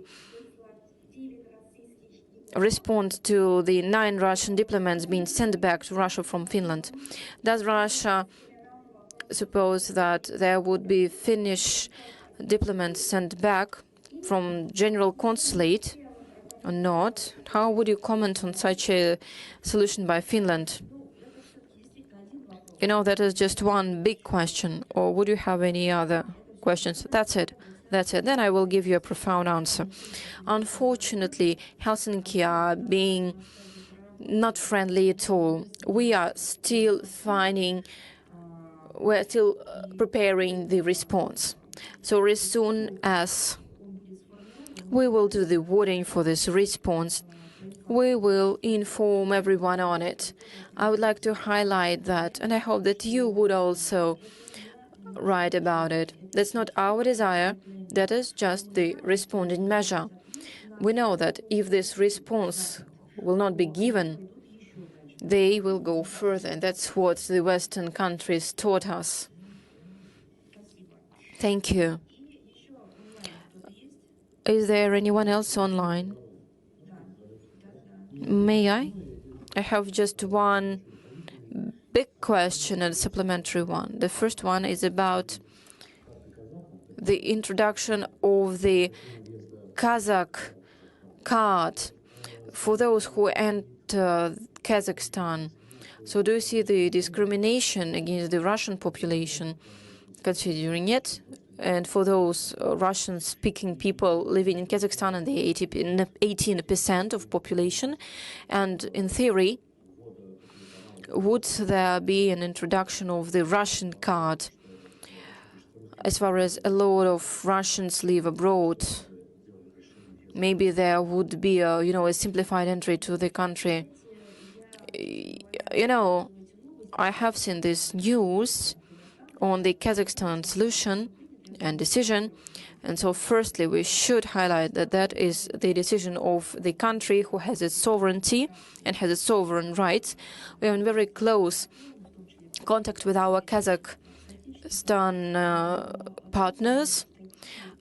And thirdly, such initiatives exist in other countries too. They are being realized differently. And what we do, what is our approach, is that the sovereign decision can't be the one to discriminate someone. Such a decision does not have such an idea. Our approach to protect our compatriots is, of course, being run. Of course, it's not being run at the pace we would like it to be. But, you know, there are, like, children who have been born in mixed marriages. Such children did not get the nationality automatically. It happens sometimes in other countries, but it doesn't happen in Russia. So that is just one of the examples of our work. Just one more question, I'm sorry, but has there been any reaction of the Ministry of Foreign Affairs to the Russian citizen Konstantin Basharov, who had been kidnapped by the ISIS? I think I should precise that information. Take a look if there is anyone left online. Yeah, so your personal opinion of the new world order after the successful end of the military special operation. My personal opinion is as follows. People never change. The problems of humanity do not change. They will not change till the humanity understands that we are on the edge. We are on the very dangerous edge. And globally, experiments over humanity will continue. If we are talking about global existential problems, dangers, these are the only things that might change us.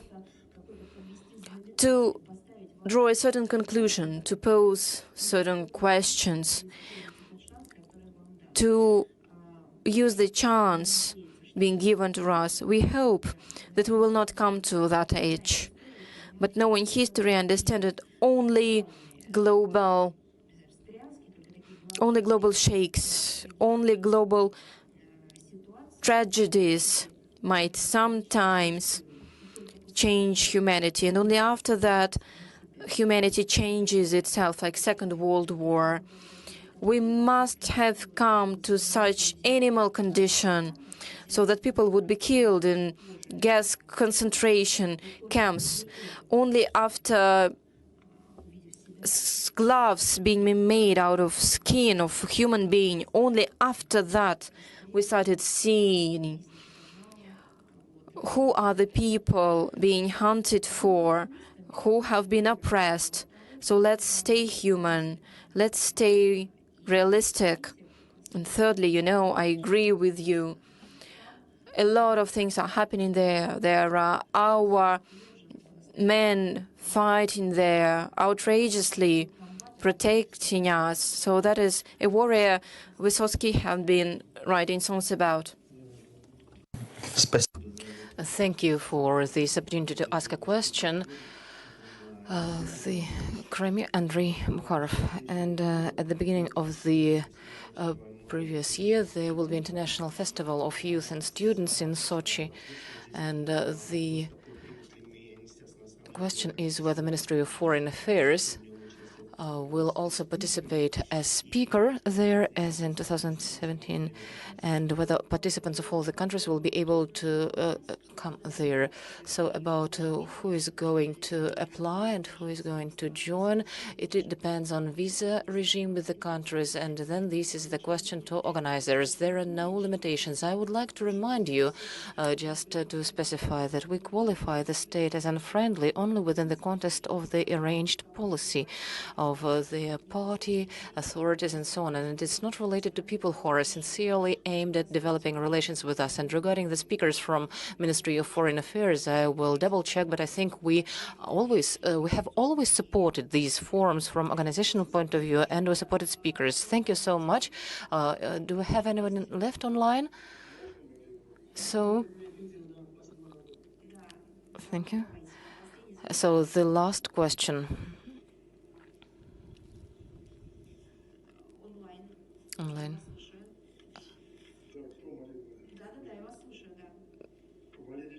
Valery Lebedev.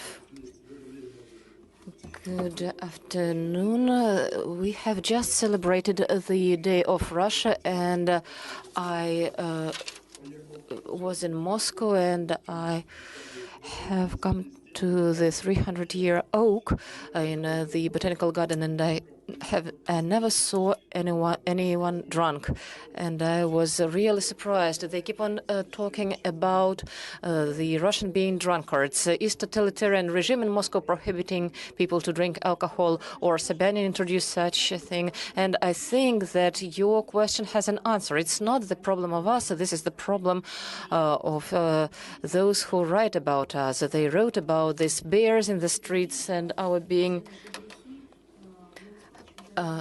And you remember the football World Cup, and these people who were watching this, and they saw it personally, and they have compared what they were told at the pages of their mass media and what is really happening. And there are lots of examples of this, and these are the problem of how we are depicted, and this is the problem of ages. And if once we see some drawings from 18th or 19th century, the theme is the same: scary Russians threatening everyone, not being developing, and so on and so forth. The 20th century, the same. So we said that mankind is not changing, and our task and this is to change ourselves. That's what we are going to do. Thank you so much. All the best. Прошу прощения, что мы задержались.